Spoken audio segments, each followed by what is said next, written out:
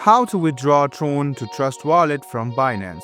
First of all, what you need to do is open up Binance and be ready to transfer the crypto or TRON. Now what you need to do is open up Trust Wallet. As you have seen, this is the interface. Go ahead and click on the search icon on the top right hand corner of the screen once and then search for TRX or TRON.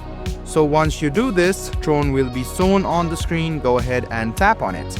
You can see the option of receive right next to send. Go ahead and tap on receive once. As soon as you do this, your address will be shown. You can now go to Binance, scan this code, and then you can withdraw TRON to your Trust Wallet. Or else you can just go ahead and copy this address option over here and then send it to Binance or paste it on your Binance screen, and then this is how easy it is to withdraw TRON from the Trust Wallet and from the Binance to your Trust Wallet. I hope this video was helpful for you. Like the video, subscribe to the channel, and do hit the bell button for more.